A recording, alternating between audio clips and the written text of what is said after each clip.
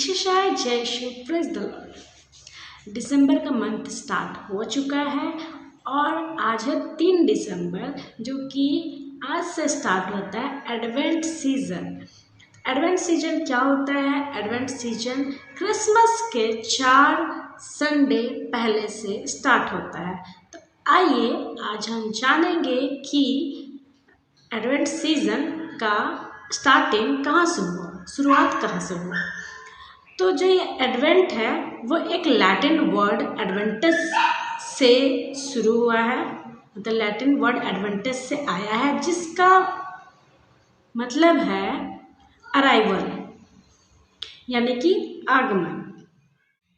तो जो first advent season था, एडवेंट जो सेलिब्रेशन हुआ था वो था 5th सेंचुरी में, जो कि नॉर्दर्न इटली के द्वारा किया गया था। तो उस टाइम लोग अपने स्पिरिचुअल ग्रोथ के लिए, स्पिरिचुअल लाइफ को और आगे बढ़ाने के लिए वो लोग फास्टिंग रखा करते थे, उपवास रखा करते थे। मतलब जब से एडवेंट सीजन यानी कि क्रिसमस के 4 संडे पहले से ही वो लोग उपवास रखा करते थे। और उस दौरान वो लोग सिर्फ उपवास नहीं, साथ ही प्रार्थना में भी लगे रहते थे। और उस दौरान जो भी उन लोग का आत्मिक उन्नति जो उनका होता था, वो एक दूसरे में से उन बातों को शेयर करते थे और सीखते थे एक दूसरे से कि किस तरह से अपने आप को प्रभु में समर्पित करना है, किस तरह से प्रभु के साथ अपना जीवन को व्यतीत करना था। तो ये उस समय के लोगों के द्वारा होता था। उसके बाद 6th सेंचुरी में, 6ठा सदी में, जो काउंसिल ऑफ मैकॉन है, उन लोगों के द्वारा इस एडवेंट सीजन को किया गया। वो लोग ये फास्टिंग को कम से कम 3 दिन वो लोग रखते थे। और इसी बीच में फ्रांस के लोगों के द्वारा भी वो लोग कम से कम 56 डेज वो लोग फास्टिंग रखते थे, जिसमें कि वो लोग सैटरडे और संडे को फास्टिंग नहीं रखते थे। ये जैसे हम लोग महाउपवास काल में, जब जैसे लेंट का सीजन में हम लोग 40 डेज फास्टिंग रखते हैं, उसी प्रकार ये लोग भी 50 डेज यानी कि 40 to 60 डेज का ये लोग फास्टिंग रखते थे, जिसमें संडे और सैटरडे को फास्टिंग नहीं रखते थे। उसके बाद उसी दौरान 6ठा सदी में ही, 6th सेंचुरी में ही रोम के द्वारा पहला वो लोग का एडवेंट सीजन वो लोग स्टार्ट किए। मतलब 6th सेंचुरी में रोम जो देश है वो पहला एडवेंट सीजन वो लोग सेलिब्रेट किए। उसके बाद 8th सेंचुरी में, यानी कि 8वीं सदी में, 15 नवंबर से लोग क्रिसमस के दिन तक, यानी कि यीशु मसीह के आगमन के दिन तक वो लोग इस एडवेंट सीजन को सेलिब्रेट करते थे, जिसमें वो लोग भी प्रार्थना और फास्टिंग के द्वारा ही अपने आप को तैयार करते थे, प्रभु में समर्पित करते थे। उसके बाद 13वीं सदी में, यानी कि 13th सेंचुरी में, लोग फास्टिंग रखते थे और इसी तरह से वो कंटिन्यू करते रहे।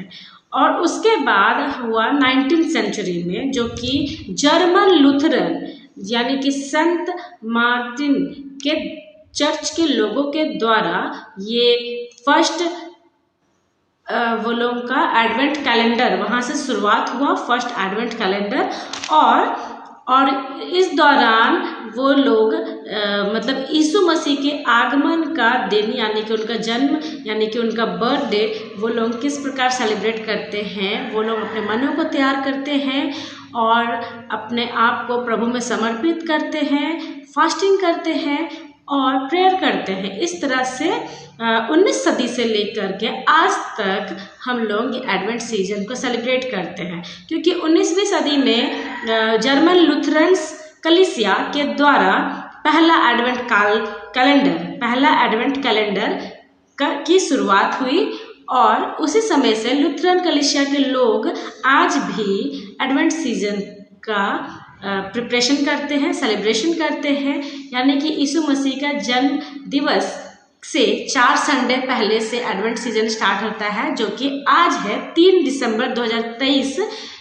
इस साल का आज से ही एडवेंट सीजन स्टार्ट हुआ है और आज के दिन से ही हम अपने मनों को तैयार करते हैं और प्रभु में अपने आप को और ज़्यादा समर्पित करते हैं, प्रार्थना में लगे रहते हैं और ना कि सिर्फ घरों का प्रिपरेशन, क्योंकि जब क्रिसमस आता है तो ये क्रिश्चियंस का सबसे बड़ा त्यौहार है और इस दौरान लोग अपने घरों को साफ सुथरा करते हैं, घर को डेकोरेशन करते हैं, नए कपड़े खरीदते हैं और बहुत सारे ढेरों पकवान बनाते हैं खाने के लिए।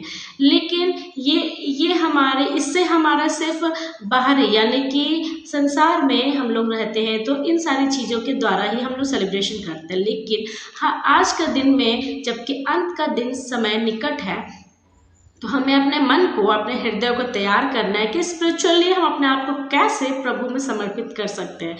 तो इसके लिए जैसे पहले जो इसका हिस्ट्री था जिसे हम लोग ने देखा कि 5वीं सदी से लेकर 19वीं सदी तक लोग किस प्रकार धीरे धीरे अपने आप को प्रभु में आगे लेते जाए, स्पिरिचुअल ग्रोथ के लिए उन्होंने क्या किया, फास्टिंग किया और प्रार्थना किया निरंतर, और प्रार्थना और ये उपवास में वो लोग लगे रहे। तो आज का दिन में आज जब हम इस 21वीं सदी में हैं, 21st सेंचुरी में है, तो आज हम भी आइए हम क्रिसमस के इस एडवेंट सीजन को इसी प्रकार सेलिब्रेट करें जैसे कि हमारे पूर्वज लोग सेलिब्रेट किया करते थे। तो उपवास सिर्फ खाना पीना छोड़ना को ही उपवास नहीं कहते हैं। उपवास बहुत तरीके से होती है जिससे कि हम बहुत सारे अपने आप को प्रभु में कितना ज़्यादा लीन कर देते हैं, प्रभु में कितना हम अपने आप को मगन कर देते हैं, इस तरह से भी हम लोग उपवास कर सकते हैं। निरंतर हम प्रभु को हम बहुत सारी चीज़ों को समय देते हैं। तो आज के दिन में हम प्रभु के लिए कितना समय देते हैं ये हमारे जीवन में महत्वपूर्ण रखता है। तो आज आइए हम इस साल इस एडवेंट सीजन में बहुत अच्छे से सेलिब्रेट करें हमारा पुराना जीवन, चाहे जैसा भी था। ये समय है हमारे लिए कि हम उन पुराने मनुष्यत्वों को छोड़ दें और हम प्रभु में अपने आप को और आगे बढ़ाएं, प्रभु में अपने आप को समर्पित करें, प्रभु के लिए हम जीना सीखें। हम उन हरेक बातों को जिससे कि हम प्रभु से दूर हो जाते हैं, उन हरेक चीज़ों को हम साइड करें। और सिर्फ ये एडवेंट सीजन ही नहीं बल्कि संपूर्ण जीवन में, क्योंकि हम जानते हैं, वचन बतलाती है कि अंत का दिन निकट है। तो आइए आज से ही हम अपने आप को तैयार करें, प्रभु में अपने आप को समर्पित करें।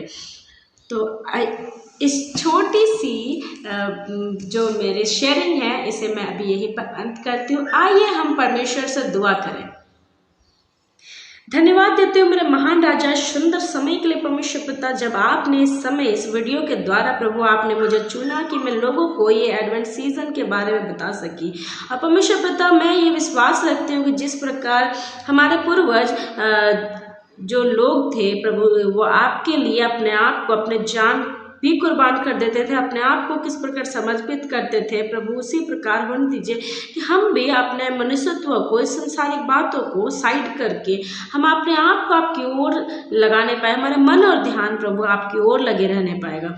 प्रभु हर साल की तरह इस साल एडवेंट सीजन आ चुका है प्रभु। हम मांगते हैं प्रभु कि आप हमें इस स्पिरिचुअल आत्मिक रीति से हमें आगे बढ़ाइए। परमेश्वर पिता वचन को प्रभु हमें सिखाइए और हमारे जीवन में प्रभु इस प्रकार अगुवाई की जगह कि हम उन वचनों को सही रीति से सीखने पाए, क्योंकि बुलाए हुए तो बहुत है लेकिन चुने हुए थोड़े हैं। तो प्रभु हम चुने हुए जन हैं, we are chosen one lord. प्रभु आप हमें अपना बना लीजिए परमेश्वर पिता। हर एक संसारिक बातों से प्रभु हमें बचा के रखिएगा और आत्मिक रीति से हमें आगे बढ़ाइएगा परमेश्वर पिता। हमारा मन और ध्यान आपकी ओर लगे रहने पाएगा। जाने अनजाने में हमने जितने भी पाप से अपराध किए हर एक पापों के लिए प्रभु आप हमें क्षमा कर दीजिए और अगुवाई की जाए कि एक एक समय में प्रभु हम अपने आप को प्रभु आप में निर्भर करने पाएंगे। और प्रभु आप हमें अपने लहू में छुपा कर रखिएगा ताकि हम सुरक्षित पाए जा सकेंगे। और परमेश्वर पिता हर एक बातों को आपके ही हाथों में सौंप देती हूँ। सारा आदर सारा महिमा आपको देती हूँ। प्रार्थना आपके बेटे हमारा उद्धार करता प्रभु यीशु मसीह के मीठे नाम से मांगते हो, सुनिए और स्वर्ग के राज में ग्रहण कीजिए। आमीन। Praise the Lord.